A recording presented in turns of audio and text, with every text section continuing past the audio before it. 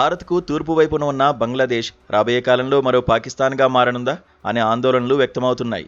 5 దశాబ్దాల క్రితం పాకిస్తాన్ నుంచి విముక్తి పొందిన బంగ్లాదేశ్ ఇప్పుడు మళ్లీ అదే దేశంతో బంధాన్ని బలపరుచుకోవడం పట్ల రాజకీయ వర్గాల్లో తీవ్ర చర్చ జరుగుతోంది.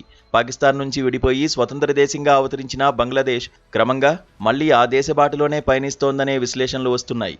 షేక్ హసీనా హయాం ముగిసిన తర్వాత బంగ్లాదేశ్తో మారుతున్న రాజకీయ సమీకరణాలు భారత్కు కొత్త ఆందోళనలను తెచ్చిపెడుతున్నాయి.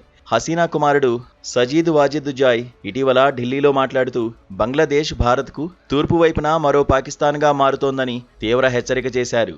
బంగ్లాదేశ్లో పాకిస్తాన్ గూఢచార సంస్థ ఐఎస్ఐ జోక్యం విపరీతంగా పెరిగిపోయిందని నిపుణులు ఆందోళన వ్యక్తం చేస్తున్నారు.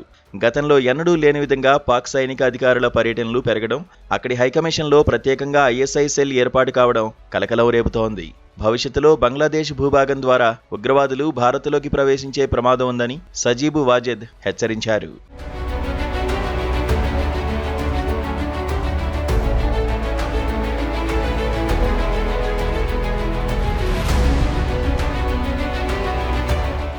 బంగ్లాదేశ్ సైన్యంలోనూ వేగంగా మార్పులు వస్తున్నట్లు రక్షణ నిపుణులు చెబుతున్నారు.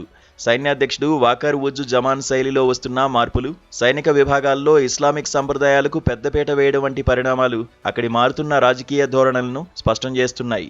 పాకిస్తాన్తో ప్రత్యక్ష విమాన సర్వీసులు, కరాచీ, చిట్టగాంగ్ సముద్ర మార్గాలు పునరుద్ధరించడం రెండు దేశాల మధ్య వేగంగా మారుతున్న సమీకరణాలకు నిదర్శనంగా నిలిచాయి.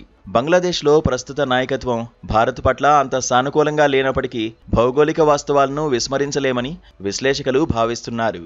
వాణిజ్యం, భద్రత, ప్రాంతీయ స్థిరత్వం కోసం రెండు దేశాలు ప్రత్యామ్నాయ మార్గాలను వెతకాల్సిన అవసరం ఉంది.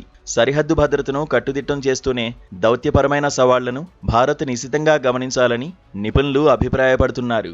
ఒకప్పుడు పాకిస్తాన్ అణచివేతను ఎదిరించి స్వాతంత్ర్యం సాధించిన బంగ్లాదేశ్ నేడు మళ్లీ అదే దేశ ప్రభావంలోకి వెళ్లడం విచిత్రంగా కనిపిస్తోంది. కాగా తూర్పు సరిహద్దుల్లో పెరుగుతున్న ఈ సరికొత్త సవాళ్లను ఎదుర్కొనేందుకు భారత రక్షణ విభాగాలు ఎప్పటికప్పుడు అప్రమత్తంగా వ్యవహరిస్తున్నాయి.